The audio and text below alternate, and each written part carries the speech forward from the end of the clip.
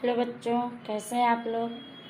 बच्चों, आज मैं आप लोग को सामाजिक विज्ञान का पाठ 7 भक्ति युग यानी भक्ति के समय का धार्मिक समुदाय यानी धर्म से जुड़े जो समुदाय थे, समूह थे और उनके विचारक यानी विचार के बारे में हम लोग पढ़ेंगे और जानेंगे। चलिए पढ़ते हैं। भारत के मध्यकालीन सांस्कृतिक घटनाक्रम की एक महत्वपूर्ण घटना में भक्ति और सूफी आंदोलन का समावेश होता है। इस आंदोलन का उद्देश्य किसी राजसत्ता का विरोध या राजनीतिक लाभ प्राप्त करना नहीं था, बल्कि उसका मुख्य प्रयोजन अर्थात उद्देश्य अज्ञान, मिथ्याचार यानी छल कपट, दुख और यातनाओं यानी अत्याचारों से पीड़ित लोगों को सादा सरल धर्मयुक्त मार्ग यानी रास्ता बताना था। संत अपने जीवन में चरितार्थ कर चुके, चरितार्थ का मतलब अपने जीवन को सार्थक कर चुके उपदेश जनता को देते थे, जिससे उनका गहरा प्रभाव पड़ता था।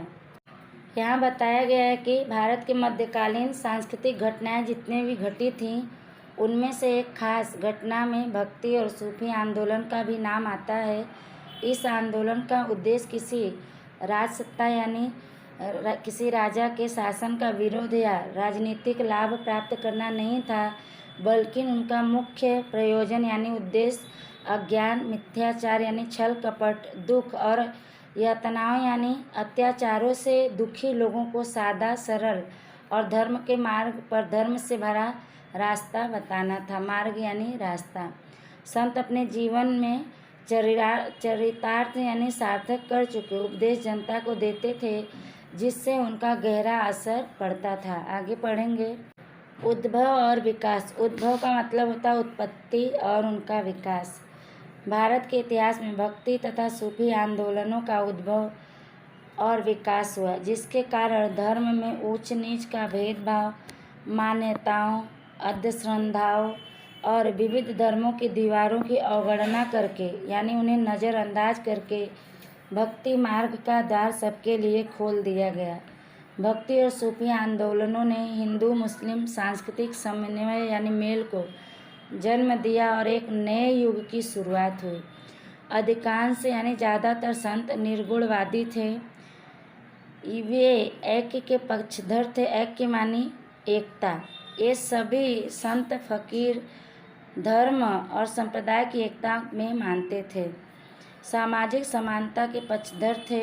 उनके मतानुसार ईश्वर निर्गुण, निराकार और अवर्णनीय है। अवर्णनीय का मतलब होता है जिसका कोई वर्णन नहीं किया जा सकता। मूर्ति पूजा और क्रियाकांड के वे विरोधी थे। उन्होंने लोगों को सरल भाषा में उपदेश दिया, लोग समझ सके ऐसी भाषा में साहित्य और पदों की रचना की। लोगों की बोलचाल की भाषा में रचित साहित्य पद और सरल वाणी ने समाज में ऐक्यवाद यानी एकता का प्रचार प्रसार किया। वे कहते थे कि सभी धर्मों का सार यानी अर्थ एक ही है, ईश्वर एक ही है और वह सब जगह विद्यमान है अर्थात उपस्थित है। सभी धर्मों का एक ही मार्ग है, ईश्वर के साथ अनुराग अर्थात प्रेम। उत्पत्ति और उसके विकास के बारे में बताया गया है कि भारत के इतिहास में भक्ति तथा सूफी आंदोलनों का जन्म और विकास हुआ, जिसके कारण धर्म में ऊंच नीच का भेदभाव यानी अंतर, मान्यताओं, अंधश्रद्धा यानी अंधविश्वासों और अलग अलग धर्मों की जो दीवार थी, उनको नज़रअंदाज करके भक्ति का रास्ता सबके लिए खोल दिया गया। भक्ति का द्वार। भक्ति और सूफी आंदोलनों ने हिंदू मुस्लिम सांस्कृतिक का मेल करके एक नए युग की शुरुआत की। ज़्यादातर संत निर्गुणवादी थे। निर्गुणवादी यानी निर्गुण या निराकार ब्रह्म रूप। वे ऐक्य के पक्षधर थे यानी सभी को एक मानने के पक्ष में थे। वे सभी संत फकीर धर्म और संप्रदाय की एकता में मानते थे। सामाजिक समानता के पक्षधर थे। उनका कहना था कि समाज में सभी एक समान थे। उनके मतानुसार यानी उनके सोचने के अनुसार ईश्वर निर्गुण यानी जिनका कोई आकार नहीं है, निराकार हैं और वे अवर्णनीय हैं, उनका कोई वर्णन नहीं किया जा सकता है। आगे बताया गया है कि मूर्ति पूजा और क्रियाकांड के वे खिलाफ थे। उन्होंने लोगों को सहज भाषा में ज्ञान दिया, लोग समझ सके ऐसी भाषा में साहित्य और पदों का रचना किया गया। लोगों की बोलचाल की भाषा में रचित साहित्य, पद और सरल वाणी में बोली में समाज में ऐक्यवाद यानी एकता का प्रचार प्रसार किया। वे कहते थे कि सभी धर्मों का अर्थ एक ही है, ईश्वर एक ही है और वह सभी जगह उपस्थित है, विद्यमान है। सभी धर्मों का मार्ग यानी रास्ता एक ही है, ईश्वर के साथ क्या प्रेम करना। आगे है मुख्य संत और उनकी विचारधारा, यानी खास संत कौन थे और उनकी विचारधारा यानी सोचना क्या था, उनके सोच के बारे में हम पढ़ेंगे। शंकराचार्य ने दक्षिण भारत में धार्मिक सुधार का काम यानी कार्य 8वीं शताब्दी में आरंभ किया। उनके पश्चात 250 वर्ष बाद रामानुजाचार्य ने भक्ति संबंधी प्रेरणा यानी ज्ञान दी। इसी समय दक्षिण भारत में अलवार और नैनार संतों ने भी धार्मिक आंदोलनों का प्रचार प्रसार किया। अलवार संत वैष्णव थे और नैनार संत शैव थे। भक्ति मार्ग के अनुयायी यानी शिष्य एकेश्वरवाद में मानते थे। वे सभी धर्मों और संप्रदायों की एकता में विश्वास रखते थे और मूर्ति पूजा तथा कर्मकांड के विरोधी थे। यहाँ पर बताया गया है कि शंकराचार्य ने दक्षिण भारत में धार्मिक सुधार का काम 8वीं शताब्दी में शुरू किया था। उनके बाद 250 साल के बाद रामानुजाचार्य ने भक्ति से जुड़े प्रेरणा यानी ज्ञान दी। इसी समय दक्षिण भारत में अलवार और नैनार संतों ने भी धार्मिक आंदोलनों का प्रचार प्रसार किया। अलवार संत वैष्णव थे और नैनार संत शैव थे। भक्ति के रास्ते के अनुयायी यानी शिष्य एकेश्वरवाद यानी एक ईश्वर में विश्वास रखते थे, मानते थे कि ईश्वर एक है। वे सभी धर्मों और संप्रदायों यानी जातियों धर्मों की एकता में विश्वास रखते थे और मूर्ति पूजा तथा कर्मकांड के वे खिलाफ थे। आगे है भक्ति आंदोलनों ने आत्म साक्षात्कार का द्वार सबके लिए खोल दिया। भक्ति मार्ग के संतों और चिंतकों ने आम जनता को भाषा में उपदेश दिया। इन संतों और तत्व चिंतकों में कुछ महान आचार्य भी थे, जिनमें शंकराचार्य हिंदू धर्म के प्रचारकों में से एक थे। शंकराचार्य के बाद लगभग 250 वर्ष बाद दक्षिण भारत में रामानुजाचार्य हुए। सामान्य रूप से ऐसा माना जाता है कि भक्ति आंदोलन की शुरुआत रामानुजाचार्य से होती है। उन्होंने भक्ति मार्ग का सरल यानी आसान उपदेश देकर ईश्वर प्राप्ति का संदेश दिया। आगे बताया गया है कि भक्ति आंदोलनों ने आत्म साक्षात्कार का द्वार सबके लिए खोल दिया। भक्ति मार्ग के संतों और चिंतकों ने यानी चिंता करने वाले लोगों ने आम जनता की भाषा में उन्हें ज्ञान दिया। इन संतों और तत्व चिंतकों में कुछ महान आचार्य भी थे, जिनमें शंकराचार्य हिंदू धर्म के प्रचारकों में से एक थे। शंकराचार्य के बाद लगभग 250 साल बाद दक्षिण में रामानुजाचार्य हुए। साधारण रूप से ऐसा कहा जाता है कि भक्ति आंदोलन का आरंभ रामानुजाचार्य से होती है। उन्होंने भक्ति मार्ग का सरल यानी आसान उपदेश देकर ईश्वर पाने का संदेश दिया था। आगे यहाँ पे आदि शंकराचार्य और रामानुजाचार्य का चित्र दिया गया है, तस्वीर। इनके बारे में हम पढ़ेंगे। शंकराचार्य के बारे में, इनका जन्म स्थान कालड़ी, इनके पिता का नाम श्री गुरु और माता का नाम अम्बाबाई आयम्बा था। रामानुजाचार्य के बारे में दिया गया है कि इनका जन्म पेरुमल तूर में हुआ था। इनके पिता का नाम केशव और माता का नाम कांतिमती था। आगे हम पढ़ते हैं। जयदेव और चैतन्य जैसे महान संत भी इसी समय में हुए थे।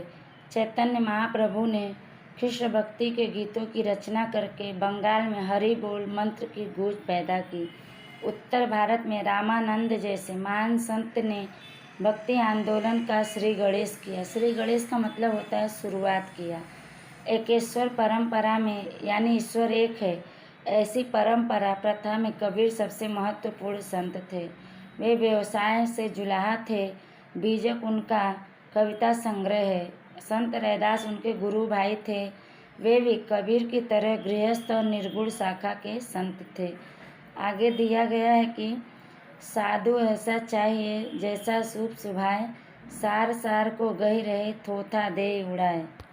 आगे यहाँ बताया गया है कि जयदेव और चैतन्य जैसे महान संत भी इसी समय हुए थे। चैतन्य महाप्रभु ने कृष्ण की भक्ति की गीतों का निर्माण करके बंगाल में चारों तरफ हरि बोल मंत्र का गूंज पैदा कर दिया था। उत्तर भारत में रामानंद जैसे महान संत ने भक्ति आंदोलन का आरंभ किया। एकेश्वर परंपरा यानी ईश्वर एक है, इस परंपरा में कबीर सबसे खास संत थे। वे व्यवसाय से जुलाहा थे। उन्होंने बीजक नामक कविता लिखा है। संत रैदास उनके गुरु भाई थे। गुरु भाई का मतलब होता है उनके जो गुरु थे उनके पुत्र थे। वे भी कबीर की तरह गृहस्थ यानी घर गृहस्थी से जुड़े जीवन और निर्गुण शाखा के संत थे। यहाँ पे एक दोहा दिया गया है, साधु ऐसा चाहिए जैसा शुभ सुभाए, सार सार को गही रहे थोथा दे उड़ाए। अर्थात हमें एक ऐसे सज्जन व्यक्ति की ज़रूरत है जो सूप की तरह एकदम कार्य करता हो।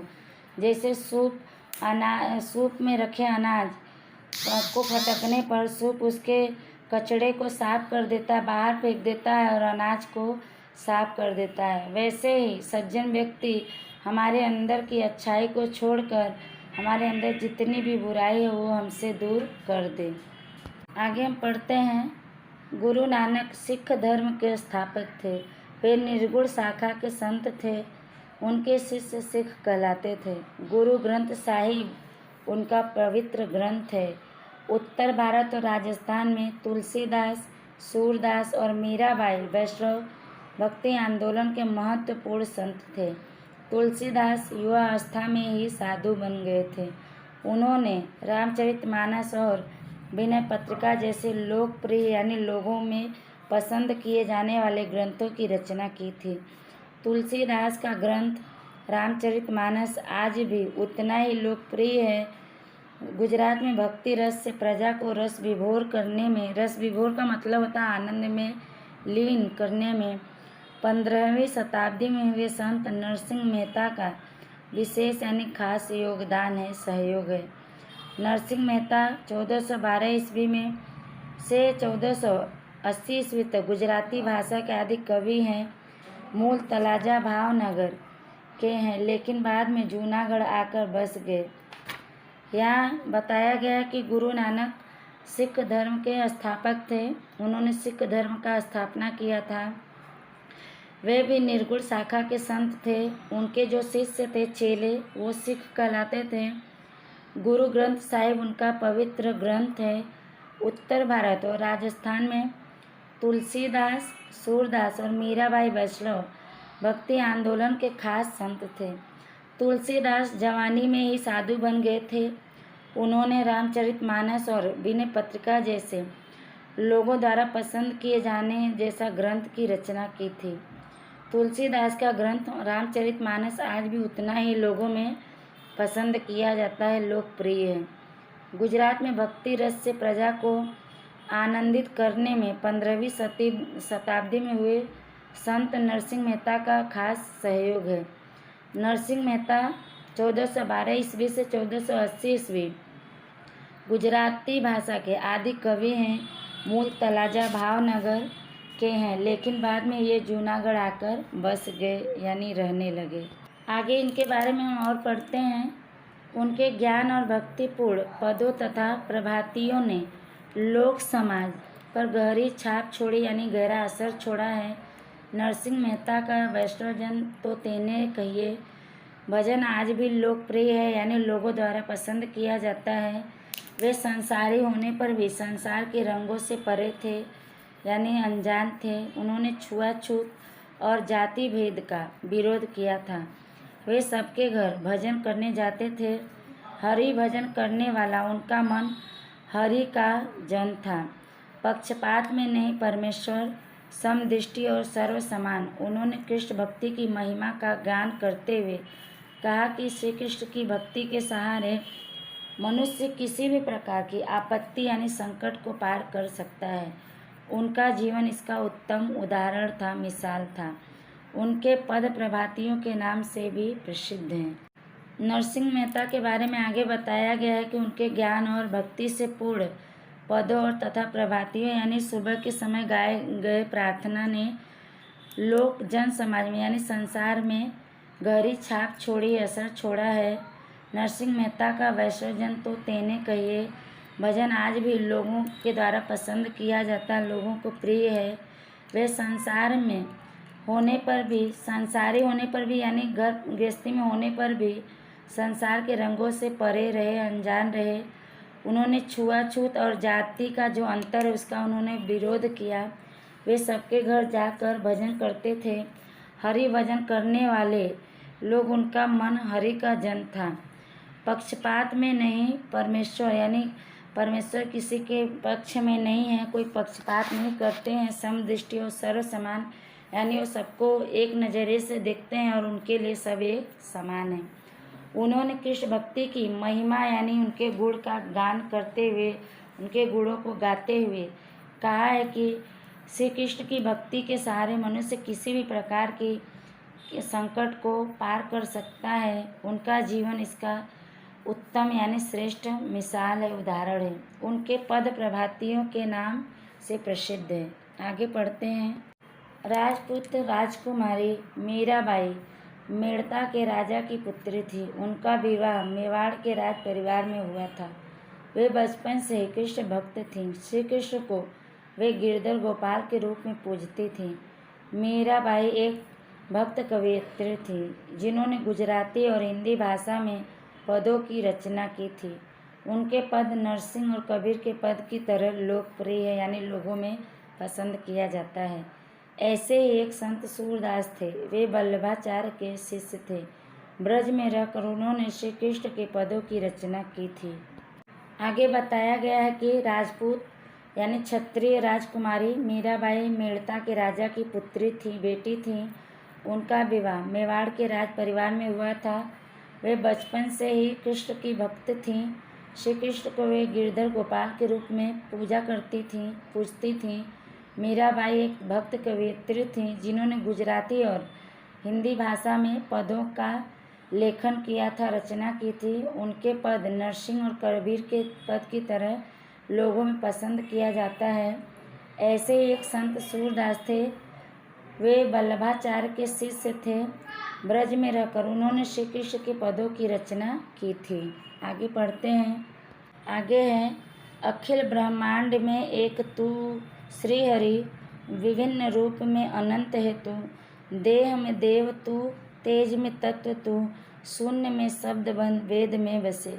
अर्थात यहाँ पे कहा गया कि अखिल यानी पूरे ब्रह्मांड में सिर्फ एक तू ही हरि ही है, हर जगह हरि ही हरि हैं। अलग अलग रूपों में अनंत है तू यानी इनका कोई अंत नहीं है। पूरे ब्रह्मांड में अलग अलग रूपों में समाये हुए हैं। देह में देव यानी शरीर में देव के रूप में, तेज में तत्व के रूप में, शून्य में शब्द बन, वेद में ये बसे हुए हैं। आगे महाराष्ट्र में भक्ति आंदोलन उत्तर भारत के ठीक साथ साथ चल रहा था। पंढरपुर का विठोबा मंदिर उसका मुख्य केंद्र था। ज्ञानेश्वर ने महाराष्ट्र में भक्ति आंदोलन की शुरुआत की थी। मात्र 15 वर्ष की उम्र में उन्होंने भगवद गीता पर टीका ज्ञानेश्वरी लिखी थी। नामदेव युवावस्था में अधर्म के मार्ग पर थे, परंतु सत्य जानने के बाद धर्म की राह पर मुड़ गए थे और आगे चलकर महाराष्ट्र के महान संत माने गए। महाराष्ट्र के भक्ति आंदोलन उत्तर भारत के ठीक साथ साथ चल रहे थे। पंढरपुर का विठोबा मंदिर उसका खास केंद्र था। ज्ञानेश्वर ने महाराष्ट्र में भक्ति आंदोलन की शुरुआत की थी। मात्र 15 साल की उम्र में उन्होंने भगवद गीता पर टीका ज्ञानेश्वरी लिखी थी। नामदेव युवावस्था में अधर्म के रास्ते पर थे, परंतु सत्य जानने के बाद धर्म की राह पर मुड़ गए थे और आगे चलकर महाराष्ट्र के महान संत माने गए। आगे पढ़ते हैं। आगे हैं एकनाथ भी महाराष्ट्र के महान संत थे। वे ऊंच नीच और जाति पात के भेदभाव के विरोधी थे, खिलाफ थे। वे सबको समान मानते थे। तुकाराम महाराष्ट्र के संत कवि थे। उनकी अभंग रचनाएं खूब प्रसिद्ध है, प्रख्यात हैं। समर्थ गुरु रामदास शिवाजी के गुरु थे। उन्होंने आध्यात्मिक और सांसारिक जीवन को जोड़ने का प्रयास किया था। लोगों को उपदेश देने के लिए उन्होंने दासबोध नामक ग्रंथ की रचना की थी। आगे बताया गया है कि एकनाथ भी महाराष्ट्र के महान संत थे। उन्होंने ऊंच नीच और जाति पाति भेदभाव के विरोध करते थे। वे सबको एक समान मानते थे। तुकाराम महाराष्ट्र के संत कवि थे। उन्होंने अभंग रचनाएं की जो बहुत प्रसिद्ध है। समर्थ गुरु रामदास शिवाजी के गुरु थे। उन्होंने आध्यात्मिक यानी अध्यात्म से जुड़े और संसार से जुड़े जीवन को जोड़ने का प्रयत्न किया था। लोगों को ज्ञान देने के लिए उन्होंने दासबोध नामक ग्रंथ लिखा था। आगे पढ़ते हैं। इतना जानिए। मध्यकालीन संतों का समय काल यहाँ बताया गया कि गुरु नानक का जन्म 1469 ईस्वी में और उनकी मृत्यु 1539 ईस्वी में हुई थी। तुलसीदास का जन्म 1532 ईस्वी में और उनकी मृत्यु 1623 ईस्वी में हुई थी। मीराबाई का जन्म 1498 ईस्वी में और उनकी मृत्यु 1546 ईस्वी में हुई। सूरदास का जन्म 1483 ईस्वी में और मृत्यु इनकी 1563 ईस्वी में हुई। रैदास, इनका जन्म 1450 ईस्वी में और इनकी मृत्यु 1520 ईस्वी में हुई थी। आगे और भी नाम है, बच्चों आप लोग पढ़ लेना। आगे हम पढ़ते हैं सूफी आंदोलन के बारे में। मध्यकाल में भारत में हुए धार्मिक आंदोलनों में सूफी आंदोलन का भी समावेश होता है, यानी ये भी समाहित हैं इसमें। इस धार्मिक सामाजिक आंदोलन ने हिंदू मुस्लिम समन्वय यानी मेल को जन्म दिया। वैसे भी प्राचीन काल से यानी पुराने समय से ही भारत विभिन्न यानी अलग अलग संस्कृतियों का मिलन स्थल रहा है। सूफी शब्द इस्लाम के धार्मिक विचारों को व्यक्त करता है, प्रकट करता है। उसका मुख्य मत ईश्वर और मनुष्य के बीच प्रेम का संबंध स्थापित करना है। भारत में सूफी मत फैलाने वाले मुख्य 4 परंपराएं थी। पहला चिश्ती, दूसरा सोहरावर्दी, तीसरा कादरी और चौथा नक्शबंदी। सूफी आंदोलन के बारे में यहाँ बताया गया कि मध्यकाल के समय में भारत में हुए धार्मिक आंदोलनों में सूफी आंदोलनों का भी नाम आता है। इस धार्मिक सामाजिक आंदोलन ने हिंदू मुस्लिम के मेल को जन्म दिया। वैसे भी पुराने समय से ही भारत अलग अलग संस्कृतियों का मिलन का स्थान रहा है। सूफी शब्द इस्लाम के धार्मिक विचारों को प्रकट करता है। उसका मुख्य यानी खास विचार मनुष्य और ईश्वर के बीच प्रेम का संबंध यानी रिश्ता स्थापित करना है। भारत में सूफी मत फैलाने वाले मुख्य 4 परंपराएं थीं।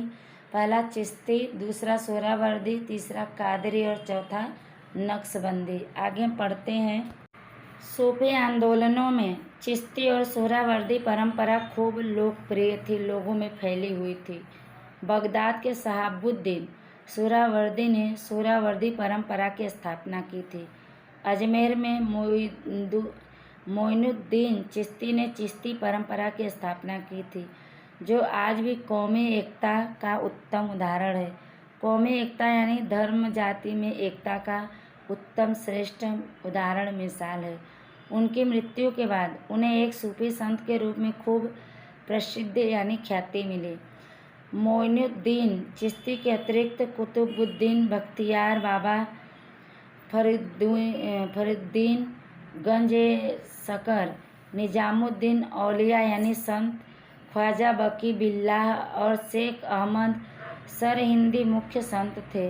दक्षिण भारत में शेख बुरहानुद्दीन गरीब लोकप्रिय चिश्ती संत थे। आगे सूफी आंदोलनों के बारे में बताया गया कि सूफी आंदोलन में चिश्ती और सोहरावर्दी परंपरा खूब लोगों में फैली हुई थी। बगदाद के शहाबुद्दीन सोहरावर्दी ने सोहरावर्दी परंपरा का निर्माण किया था, उसकी स्थापना की थी।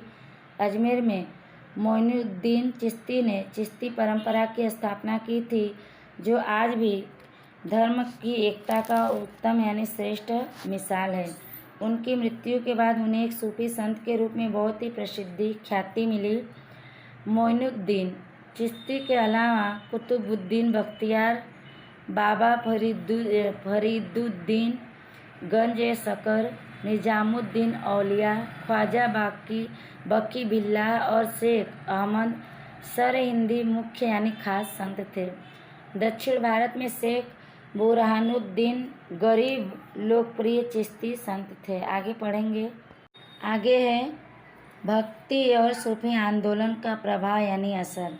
भक्ति और सूफी आंदोलन के संतों, आचार्यों, विचारकों और चिश्ती संतों वगैरह के उपदेश से समाज में व्याप्त यानी फैली ब्राह्म आडंबरों, ऊंच नीच के भेदभाव, अंधविश्वास और अनेक कुरीतियों पर प्रभाव पड़ा। यहाँ कह रहे हैं कि भक्ति और सूफी आंदोलनों के संतों, आचार्यों, विचारकों और चिश्ती संतों आदि के ज्ञान से समाज में व्याप्त यानी फैली बाहरी आडंबरों, ऊंच नीच के भेदभाव यानी उनके अंदर जो भेदभाव था, अंतर था, अंधविश्वास और अनेक बुराइयों पर प्रभाव पड़ा, असर पड़ा। आगे पढ़ते हैं। धर्म का सही अर्थ सामान्य यानी साधारण मनुष्य नहीं समझ सकता था, वह अब समझने लगा। ईश्वर सबके हैं और हम उसे प्राप्त कर सकते हैं, ऐसी श्रद्धा यानी विश्वास लोगों में फैल गई। साधु संतों और चिश्ती संतों के प्रयत्न से धर्मों के बीच का भेदभाव यानी अंतर कम हुआ। कबीर जैसे संतों के शिष्य हिंदू मुस्लिम दोनों थे। इस आंदोलन का प्रभाव यानी असर ऊंच नीच के भेदभाव यानी अंतर पर पड़ा। इस दौरान कई संतों ने जाति पाति का भेद भूलकर सबको अपना शिष्य बनाया। मीराबाई, रैदास, रसखान आदि इसके उत्तम यानी श्रेष्ठ उदाहरण हैं। ग्वालियर के सैयद मोहम्मद छोस ने विंध्याचल के एकांत स्थानों में हिंदू संतों के साथ वर्षों यानी सालों व्यतीत बिताया था। मुस्लिम रहस्यवादी विचारधारा में कई हिंदू रहस्यवादी क्रियाएं और प्रार्थनाएं शामिल की गई हैं। सूफियों ने हिंदुओं की कई धार्मिक क्रिया विधियां अपनाई थी। उदाहरण स्वरूप सूफीवाद पंथ में शामिल सिर मुंडन, जनबिन यानी भिक्षा पात्र रखना, यात्रियों को पानी पिलाना, संगीत के मुशायरे यानी शेरो शायरी का आयोजन करना आदि। आगे यहाँ बताया गया है कि धर्म का सही अर्थ उस समय साधारण मनुष्य नहीं समझ सकते थे, लेकिन अब वो समझने लगे हैं। ईश्वर सभी के हैं और हम सब उसे प्राप्त कर सकते हैं, ऐसा विश्वास लोगों में फैलने लगा। साधु संतों और चिश्ती संतों के प्रयास से धर्मों के बीच का जो अंतर था वह कम हुआ। कबीर जैसे संतों के शिष्य यानी चेले हिंदू मुस्लिम दोनों थे। इन आंदोलनों का असर ऊंच नीच के भेदभाव पर पड़ा। इस समय कई संतों ने जाति पाति का भेद अंतर भूलकर सबको अपना चेला बनाया। इसका उत्तम उदाहरण मीराबाई, रैदास, रसखान आदि थे। ग्वालियर के सैयद मोहम्मद छोस ने विंध्याचल में एकांत स्थानों में हिंदू संतों के साथ सालों समय बिताया था। मुस्लिम रहस्यवादी विचारधारा में कई हिंदू रहस्यवादी क्रियाएं और प्रार्थनाएं शामिल की गई हैं। सूफियों ने हिंदुओं की कई धार्मिक क्रिया विधियां अपनाई थी। उदाहरण के रूप में सूफीवाद पंथ में शामिल सिर मुंडन यानी सिर के बाल निकलवाना, जनबिन यानी भिक्षा पात्र भिक्षा मांगने के लिए पात्र रखना, यात्रियों को पानी पिलाना, संगीत के मुशायरे का आयोजन करना आदि। आगे पढ़ते हैं। इस तरह भक्ति और सूफी आंदोलन ने समाज की काया पलट कर दी यानी उसमें परिवर्तन ला दिया। हिंदू और मुस्लिम समाज को एक करने की बात की। प्रत्येक संत ने समभाव यानी सभी के लिए एक समान भाव, सदाचार, भाईचारा की बात की। वैसे भी भारत देश अनेक संस्कृतियों और धर्मों का आश्रय स्थान रहा है, जिसमें मध्यकालीन संतों ने अपने सरल उपदेशों से जान डाल दी। यहाँ आगे बताया गया कि इस तरह भक्ति और सूफी आंदोलन ने समाज की काया पलट कर दी यानी समाज में परिवर्तन ला दिया। हिंदू और मुस्लिम समाज को एक करने की बात की गई। हर एक संत ने समभाव यानी सभी के प्रति एक समान भाव, सदाचार, भाईचारा की बात की। वैसे भी भारत देश अनेक संस्कृतियों और धर्मों का आश्रय स्थान यानी अनेक लोग आकर यहाँ पे रहते हैं, जिसमें मध्यकालीन संतों ने अपने सरल यानी सहज उपदेशों यानी ज्ञान से उसमें जान डाल दी। बच्चों, यह पाठ आपका समाप्त हुआ। आगे का पाठ आगे की वीडियो में पढ़ाया जाएगा। इस वीडियो को आप लोग ध्यान से सुनिएगा। तब तक के लिए धन्यवाद।